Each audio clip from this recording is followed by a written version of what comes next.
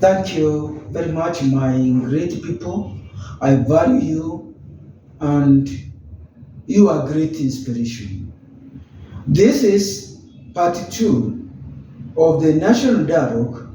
I am Mutea Rukwaru, an author of the book called The Broken Promise, which came out in the market in 2019 and where I traces the Kenyan journey from 1963 to the present, the intricacies, the dynamics, the labyrinth through the political world, the complex society, and the game which politicians play with the Kenyan population who are the voters. By the way, the elites, they are the votes, but the poor people are the one who votes. And we know very well the Mwananchi give the politicians 5 years and then they do the evaluation after 5 years, and the weapon they have is only the ballot.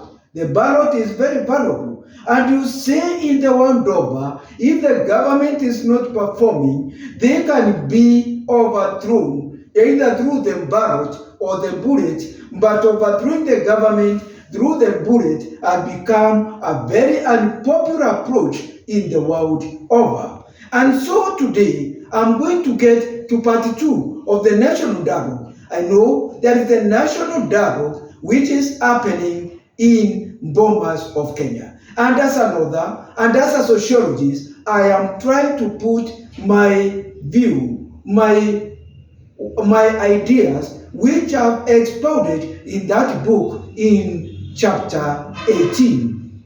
Now, today, I'm going to look on the question on the number of representatives. I know some time back, the former Attorney General, Professor Githu Muigai, he made a comment and he had an idea of the scrapping of the women representatives. That was a very unpopular view to many Kenyans, to many politicians. He was also talking even of downsizing the number of MPs and even the senators and the governors. It was very unpopular. Now today, I'm not following his thought, but I'm talking of the ideas I expounded in my book, The Broken Promise. So today I want to answer the question on the number of representatives in Kenya. I am not talking as on a political dimension. I'm talking as a realist. I'm talking giving it the political sociologist view and looking at the Kenyan problem, the Kenyan issues, and something which has been a food for thought for many years, but people don't know what to do. In that book, I've given a way forward for this question of the number of representatives. But then, as a scholar, I'm going to give details to justify why we have to reduce the number of representatives in Kenya. Probably, this video may not see light in the National Dialogue in the Bomas of Kenya. But the Kenyans, I think, they are going to give it a food for thought. Now, the county assembly and the members of parliament in US, which has a population of 325 million, and it is 7 times the size of Kenya. They have only 5 people representing all this population. Now you can just imagine, just 5.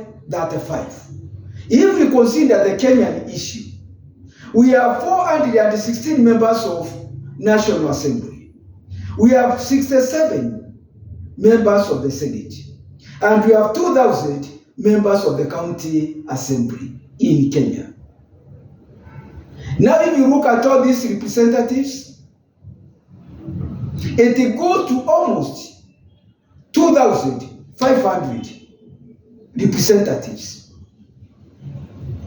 Looking at the state of Texas in the US, which is more than 1.16 the size of Kenya, and it has got a population of 29 million. It's just represented by 37 people in both the House of Congress and the House of Representatives. China, which has got 1.4 billion, and it is 29 times the size of Kenya, has 3,000 representatives.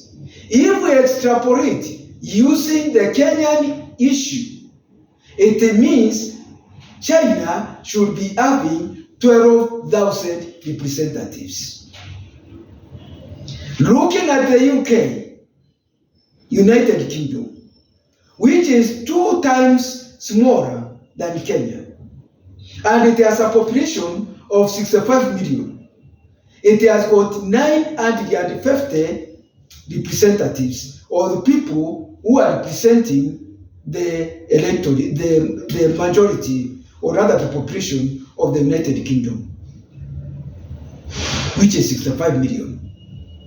Now, you find that 650, they are in the House of Commons, and 300 in the House of Representatives. Looking basically, I'm not completely exhausted to give you the exact situation in the whole world. You find that Kenya doesn't have a justification for having this mass representatives. It is a very unpopular view to reduce the number of representatives. Politicians are not interested about the resources. Do we really have the resources to fund this big population? Is there much value? What benefit is a mwananchi having? Why are we having all these big numbers representing the mwananchi in various levels of the government? Is there any value? In my book, I've pointed out it is the high time Kenyans are to make a hard decision. And I'm proposing a hard decision and very unpopular.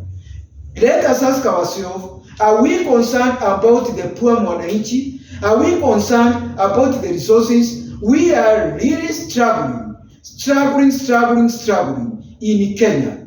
Some even to have food on the table. Are we going to continue having more constituencies, having more counties, having more members in the county assembly?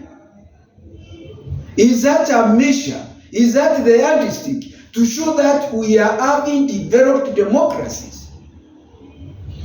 Let us have a food for thought. It's very unpopular. Thank you very much for listening to me.